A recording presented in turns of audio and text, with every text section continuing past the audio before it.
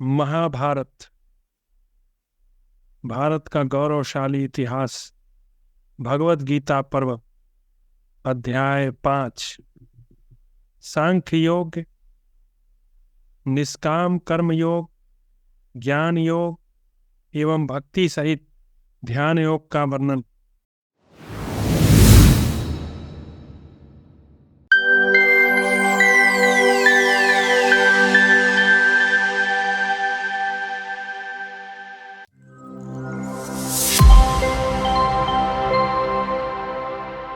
अर्जुन कहते हैं, संन्यासम कर्मणाम कृष्ण पुनर्योगम च संशसि यत्श्रेयेतयोरेकम तन्मे ब्रूहि सुनिश्चितम।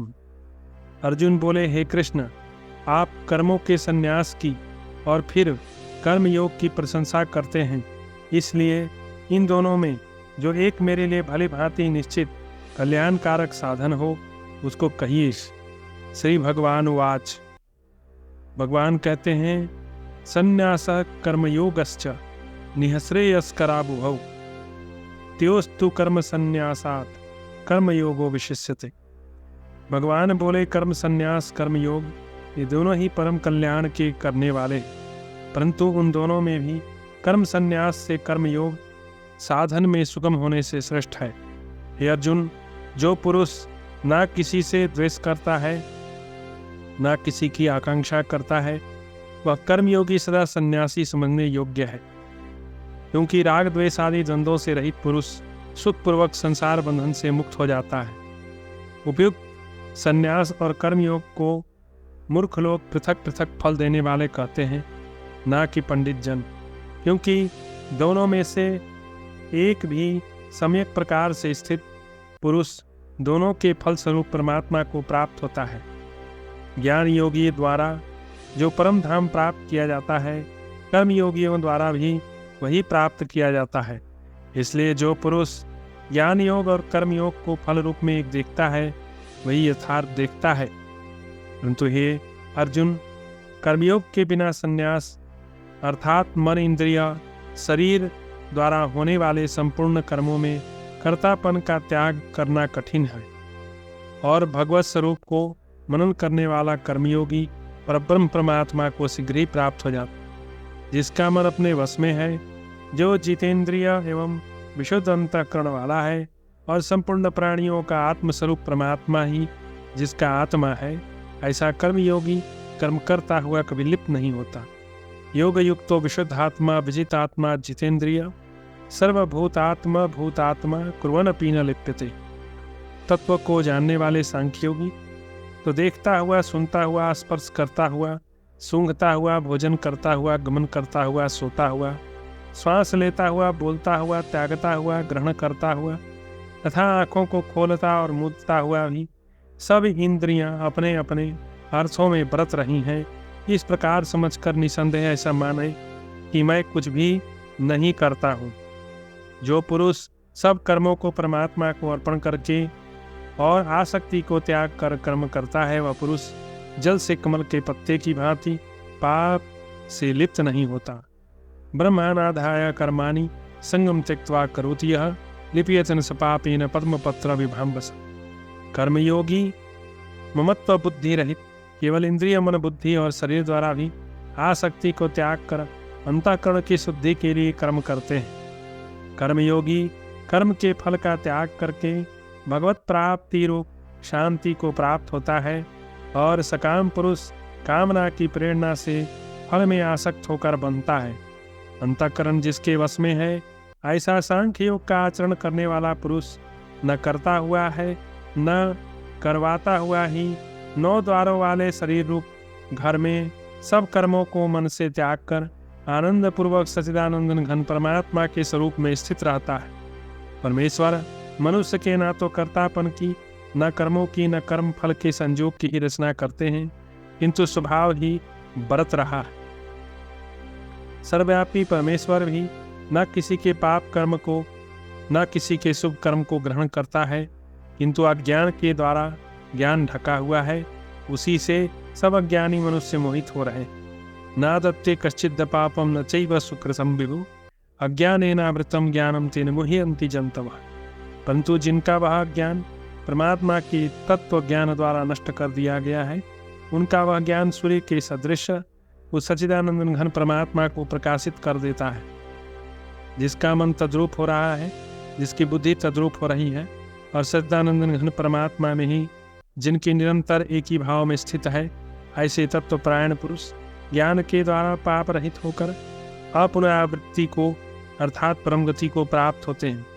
विज्ञानी जन विद्या और विनय युक्त ब्राह्मण में तथा गौ हाथी कुत्ते चांडालों में भी समदर्शी ही रहते हैं। जिनका मन संभाव में स्थित है, उनके द्वारा इस जीवित अवस्था में ही संपूर्ण संसार जीत लिया गया, अर्थात वे सदा के लिए जन्म मरण से छूटकर जीवन मुक्त हो गए। क्योंकि सच्चिदानंद घन परमात्मा निर्दोष और सम है, इससे वे सच्चिदानंद घन परमात्मा में ही स्थित हैं। जो मनुष्य प्रिय को प्राप्त होकर हर्षित नहीं हो और अप्रिय को प्राप्त होकर उद्विग्न न हो, वह स्थिर बुद्धि संशय रहित ब्रह्मवेत्ता पुरुष सच्चिदानंद घन परमात्मा में एक ही भाव में नित्य स्थित है। बाहर के विषयों में आसक्ति रहित अंतःकरण वाला साधक आत्मा में स्थित जो ध्यान जनित सात्विक आनंद है, उसको प्राप्त होता है। तदनंतर वह सच्चिदानंद घन परब्रह्म परमात्मा के ध्यान रूप योग में अभिन्न भाव से स्थित पुरुष अक्षय आनंद का अनुभव करता है। जो ये इंद्रिय था विषयों के संयोग से उत्पन्न होने वाले सब भोग हैं, वे यद्यपि विषयी पुरुषों को सुख भासते हैं, तो भी दुख के कारण है। और यदि अंतःकरण आदि अंत वाले अर्थात अनित्य है, इसलिए हे अर्जुन, बुद्धिमान विवेकी पुरुष को उनमें नहीं रमना चाहिए। जो साधक इस मनुष्य शरीर में शरीर का नाश होने से पहले पहले ही काम क्रोध से उत्पन्न होने वाले वेग को सहन करने में समर्थ हो जाता है, वही पुरुष योगी है, वही सुखी है। जो पुरुष अंतरात्मा में ही सुख वाला है, आत्मा में ही रमण करने वाला है, तथा जो आत्मा में ही ज्ञान वाला है, वह सच्चिदानंद घन परब्रह्म परमात्मा के साथ एक ही भाव को प्राप्त सांख्य योगी शांत ब्रह्म को प्राप्त होता है। लवंते ब्रह्म निर्वाणम ऋषयः छिन्न कल्मषा छिन्ने द्वैधायत आत्मान सर्वभूता हि तीर्थ। जिनके सब पाप नष्ट हो गए हैं, जिनके सब संशय ज्ञान के द्वारा निवृत्त हो गए हैं, जो संपूर्ण प्राणियों के हित में रत है और जिनका जीता हुआ मन निश्चल भाव से परमात्मा में स्थित है, वे ब्रह्मवेत्ता पुरुष सनातन ब्रह्म को प्राप्त होते हैं। काम क्रोध से रहित जीते हुए चित्त वाले परब्रह्म परमात्मा का साक्षात्कार किए हुए ज्ञानी पुरुषों के लिए सब ओर से शांत परब्रह्म परमात्मा ही परिपूर्ण है। बाहर के विषय भोगों को न चिंतन करता हुआ बाहर ही निकलकर और नेत्रों की दृष्टि को भ्रिकुटी के बीच में स्थित करके तथा नासिका में विचरने वाले प्राण और अपान वायु को सम करके जिसकी इंद्रियां मन और बुद्धि जीती हुई हैं, ऐसा जो मोक्ष परायण मुनि इच्छा भय और क्रोध से रहित हो गया है, वह सदा मुक्त ही है। भोक्तारहम यज्ञ तपसाम सर्वलोक महेश्वरम सुहृदम सर्वभूतानां ज्ञात्वा माम शांति मृच्छति। मुझे भक्ता, मेरा भक्त मुझको सब यज्ञ तपों का भोगने वाला, संपूर्ण लोकों के ईश्वरों का भी ईश्वर, संपूर्ण भूत प्राणियों का सुहृद अर्थात स्वार्थ रहित दयालु और प्रेमी, ऐसे तत्व से जानकर शांति को प्राप्त हो जाता है। भगवद गीता अध्याय 6। निष्काम कर्मयोग का प्रतिपादन करते हुए आत्मोद्धार के लिए प्रेरणा तथा मनोनिग्रह, ध्यान योग एवं योग भ्रष्ट की गति का वर्णन। श्री भगवान उवाच अनाश्रित कर्म फलम कार्यम कर्म करोति यः स सन्न्यासी च योगी च नानिर अग्नि न चाक्रिय। भगवान बोले, जो पुरुष कर्म फल का आश्रय लेकर न लेकर करने योग्य कर्म करता है, वह सन्यासी तथा योगी है, और केवल अग्नि का त्याग करने वाला सन्यासी नहीं तथा केवल क्रियाओं का त्याग करने वाला योगी नहीं। हे अर्जुन, जिसको सन्यास ऐसा कहते हैं, उसको तू योग जान, क्योंकि संकल्पों का त्याग न करने वाला कोई भी पुरुष योगी नहीं। योग में आरूढ़ होने की इच्छा वाले मननशील पुरुष के लिए योग की प्राप्ति में निष्काम भाव से कर्म करना ही हेतु कहा जाता है, और योगारूढ़ हो जाने पर उसी योगारूढ़ पुरुष का तो सर्व संकल्पों का अभाव हो जाता है, वही कल्याण में हेतु था कहा जाता है। जिस काल में न तो इंद्रियां भोगों में न कर्मों में आसक्त हो, उस काल में सर्व संकल्पों का त्याग पुरुष योग रूढ़ कहा जाता है। यदा ही इंद्रियार्थेषु न कर्मस्सनुसज्जते सर्वसंकल्प संन्यासी योगारूढ़ सदोच्यते। उद्धरेत आत्मनात्मानं नात्मानं साधयेत् आत्मैव हि आत्मन बंधु आत्मैव रिपुरात्मन। अपने द्वारा अपना संसार समुद्र से उद्धार करे और अपने को अधोगति में न डाले, क्योंकि यह मनुष्य आप ही अपना मित्र है और आप ही अपना शत्रु है। जिस जीवात्मा द्वारा मन और इंद्रियों सहित शरीर जीता हुआ है, उस जीवात्मा का तो वह आप ही मित्र है, और जिसके द्वारा मन तथा इंद्रियों सहित शरीर नहीं जीता गया है, उसके लिए वह आप ही शत्रु के सदृश शत्रुता में बढ़ता है। सर्दी गर्मी सुख दुख आदि में तथा मान और अपमान में जिसके अंतःकरण की वृत्तियां भली भांति शांत है, ऐसे स्वाधीन आत्मा वाले पुरुष के ज्ञान में सच्चिदानंदन घन परमात्मा सम्यक प्रकार से स्थित है, अर्थात उसके ज्ञान में परमात्मा के सिवा अन्य कुछ है ही नहीं। जिसका अंतःकरण ज्ञान विज्ञान से तृप्त है, जिसकी स्थिति विकार रहित है, जिसकी इंद्रियां भली भांति जीती हुई है और जिसके लिए मिट्टी पत्थर और स्वर्ण समान है, वह योगी युक्त अर्थात भगवत प्राप्त है, ऐसा कहा जाता है। सुहृत मित्र वैरी उदासीन मध्यस्थ द्वेष्य और बंधु गणों में, धर्मात्माओं में और पापियों में भी समान भाव रखने वाला अत्यंत श्रेष्ठ है। मन इंद्रियों सहित शरीर को वश में रखने वाला आशा रहित और संग्रह रहित योगी अकेला ही एकांत स्थान में स्थित होकर आत्मा को निरंतर परमात्मा में लगावे। शुद्ध भूमि में जिसके ऊपर उषा मृगछाला और वस्त्र बिछे हैं, जो न बहुत ऊंचा है न बहुत नीचा, ऐसे अपने आसन को स्थिर स्थापन करें। उस स्थान पर बैठकर चित्त और इंद्रियों की क्रियाओं को वश में रखते हुए मन को एकाग्र करके अंतःकरण की शुद्धि के लिए योग का अभ्यास करें। काया सिर और गले को समान एवं अचल धारण करके और स्थिर होकर अपनी नासिका के अग्रभाग पर दृष्टि जमाकर अन्य दिशाओं को ब्रह्मचारी के व्रत में स्थित भय रहित सा भली भांति शांत अंतःकरण वाला सावधान योगी मन को रोककर मुझ में चित्त वाला और मेरे परायण होकर स्थित होवे। वश में किए हुए मन वाला योगी इस प्रकार आत्मा को निरंतर मुझ परमेश्वर के स्वरूप में लगाता हुआ मुझ में रहने वाली परमानंद की प्रकाष्ठा रूप शांति को प्राप्त हो जाता है। हे अर्जुन, यह योग न तो बहुत खाने वाले का, न बिल्कुल न खाने वाले का, न बहुत सहन करने वाले के स्वभाव वाले का, न सदा जागने वाले का सिद्ध होता है। नातस नतस्तु योगस्ति न चैकांत नश्नतः न चाति स्वप्नशीलस्य जाग्रतो नैव चार्जुन। युक्ताहार विहारस्य युक्तचेष्टस्य कर्मसु युक्त स्वप्नाबोधस्य योगो भवति।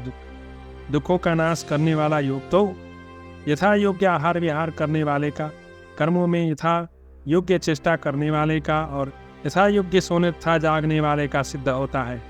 अत्यंत वश में किया हुआ चित्त जिस काल में परमात्मा में भली भांति स्थित होता है, उस काल में संपूर्ण भोगों से स्पृहा रहित पुरुष योग युक्त है, ऐसा कहा जाता है। जिस प्रकार वायु रहित स्थान में स्थित दीपक चलायमान नहीं होता, वैसी ही उपमा परमात्मा के ध्यान में लगे हुए योगी के जीते हुए चित्त की कही गई है। योग के अभ्यास से निरुद्ध चित्त जिस अवस्था में उपराम हो जाता है और जिस अवस्था में परमात्मा के ध्यान से शुद्ध हुई सूक्ष्म बुद्धि द्वारा परमात्मा को साक्षात करता हुआ सच्चिदानंदन घन परमात्मा में ही संतुष्ट रहता है।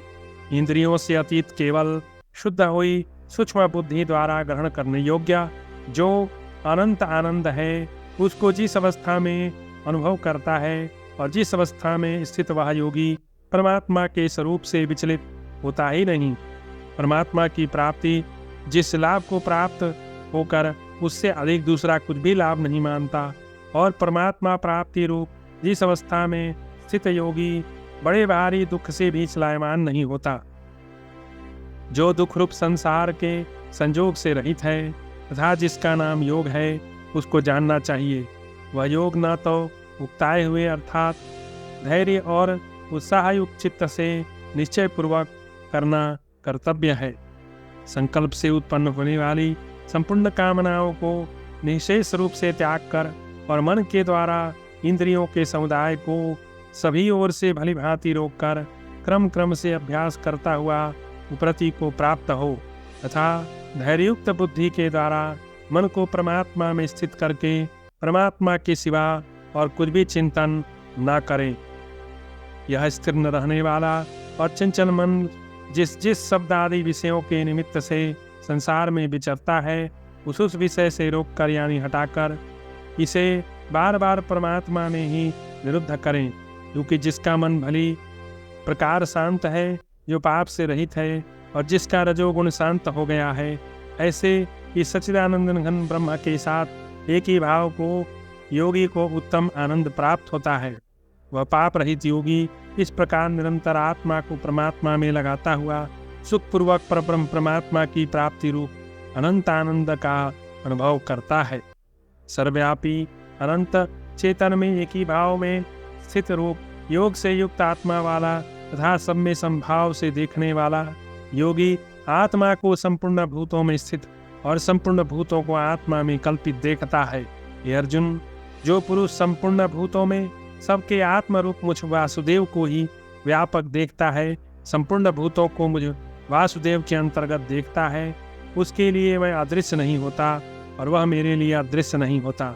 जो पुरुष एक ही भाव में स्थित होकर संपूर्ण भूतों में आत्म रूप में स्थित मुझ सच्चिदानंद घन वासुदेव को भजता है, वह योगी सब प्रकार से बरतता हुआ भी मुझ में ही बरतता है।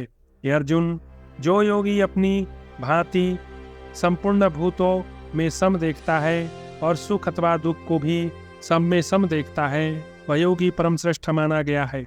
अर्जुन बोले, हे मधुसूदन, जो यह योग आपने समभाव से कहा है, मन के चंचल होने से मैं इसकी नित्य स्थिति को नहीं देखता हूँ। क्योंकि हे श्री कृष्ण, यह मन बड़ा चंचल प्रथमन स्वभाव वाला बड़ा दृढ़ और बलवान है, इसलिए उसका वश में करना मैं वायु के रोकने की भांति अत्यंत दुष्कर मानता हूँ। श्री भगवान बोले, हे महाबाहो, निसंदेह मन चंचल और कठिनता से वश में होने वाला है, परंतु हे कुंती पुत्र अर्जुन, वह अभ्यास और वैराग्य से वश में होता है। जिसका मन वश में किया हुआ नहीं है, ऐसे पुरुष द्वारा योग दुष्प्राप्य है और वश में किए हुए मन वाले प्रयत्नशील पुरुष द्वारा साधन से उसका प्राप्त होना सहज है। यह मेरा मत है।